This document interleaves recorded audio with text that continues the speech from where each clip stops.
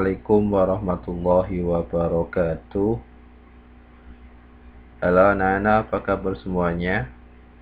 Berjumpa lagi dengan saya, Abah Ojan.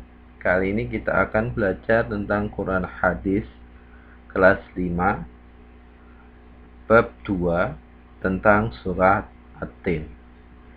Sebelum pelajaran kita dimulai, mari kita baca doa dahulu dengan bacaan basmalah.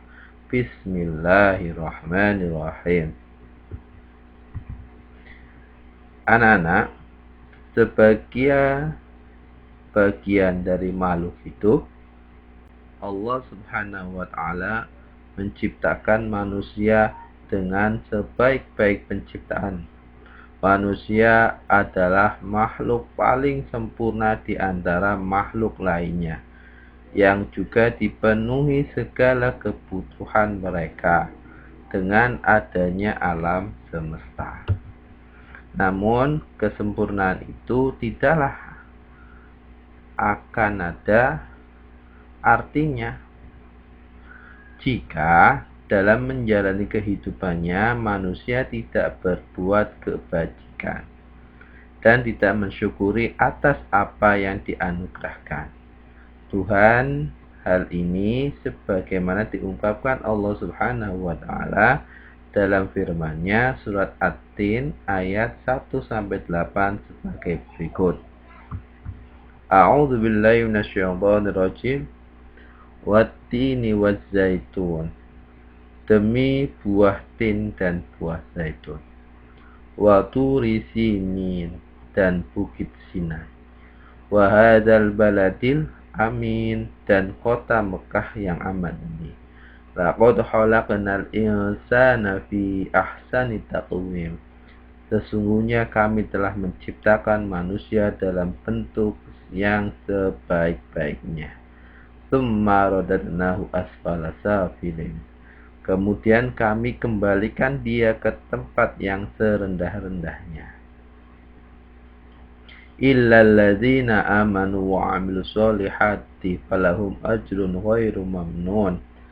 Kecuali orang-orang yang beriman dan mengerjakan amal soleh, maka bagi mereka pahala yang tiada putus-putusnya.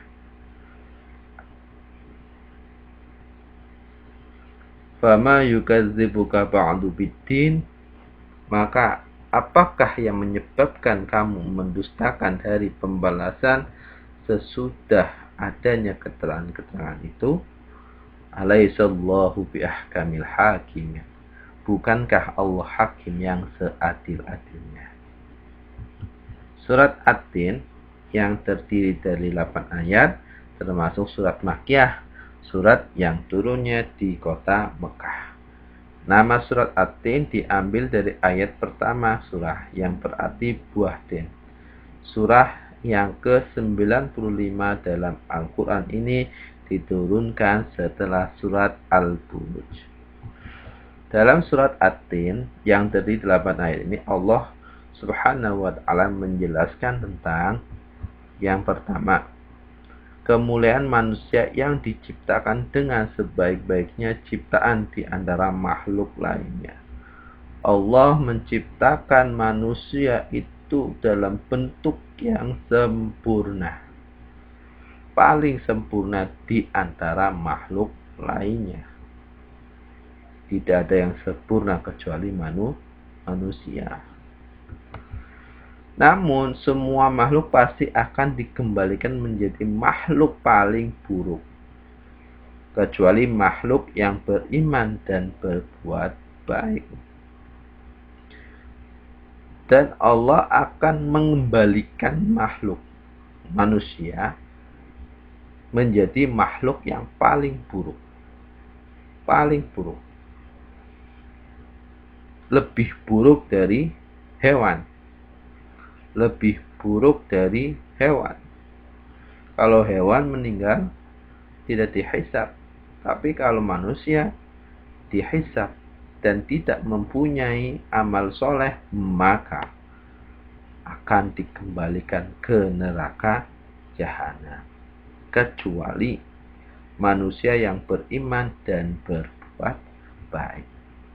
Yang ketiga, janji Allah tentang pahala yang tak terputus bagi manusia yang beriman dan berbuat kebajikan. Sebaliknya, manusia yang berperangai buruk dan enggan berbuat kebajikan, maka baginya balasan yang setara dengan apa yang telah mereka berbuat, dikembalikan dalam keadaan yang serendah-rendahnya. Hidup di dunia ini hanya sementara. Tidak ada yang kita banggakan. Dunia yang kita cari, yang kita kejar, tidak ada gunanya setelah kita meninggal. Yang kita bawa dalam akhirat nanti adalah amal soleh. Allah menjanjikan semua itu. Kalau kita beramal soleh dengan baik, beribadah kepada Allah Subhanahu wa Ta'ala, dia akan dijanjikan untuk masuk surga. Tapi sebaliknya, apabila manusia yang tidak beribadah, tidak melaksanakan amal soleh, maka di akhir nanti akan dikembalikan dalam keadaan serendah-rendahnya. Kita tidak bangga apa yang kita peroleh di dunia ini. Mari kita kejar akhirat kita. Yang keempat, melalui surat At-Tin, Allah Subhanahu wa Ta'ala memberi peringatan tentang keadilan Tuhan di hari pembalasan. Hari yang sebagian dari manusia tidak beriman, mendustakannya, padahal pada hari itu pula Allah Sang Maha Adil memberi penghakiman.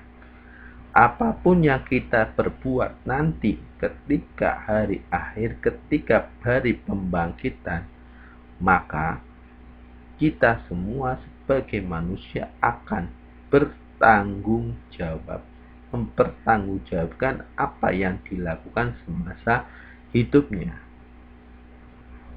dan pembalasan sesuai perilaku yang kita jalankan. Manusia diciptakan sempurna dan sebaik-baiknya makhluk, terlebih dengan anugerah akal yang diberikan, dan menjadi kelebihan tersendiri di antara makhluk lainnya di alam semesta. Dengan kelebihan dan anugerah yang tidak terhingga itu, maka sepatutnya manusia bertanggung jawab atas keutamaan dan kesempurnaan yang diberikan.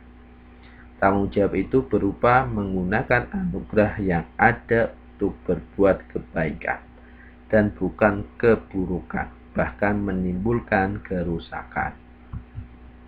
Terlebih dengan perkembangan teknologi saat ini yang semakin besar, maka dengan ilmu yang kita miliki patut kita bertanggung jawab. Patut kita bertanggung jawab menggunakan teknologi yang positif sehingga bisa bermanfaat bagi diri sendiri dan juga orang lain. Ada hikmah, qimatal mar'i biqadri ma yuhsinuhu. Nilai seseorang itu tergantung kebaikan yang telah diperbuatnya. Mari lakukan kegiatan-kegiatan yang positif dengan melakukan amal soleh, amal kebaikan. Semoga kita mendapatkan pahala dari Allah Subhanahu wa Ta'ala. Cukup sekian dari saya.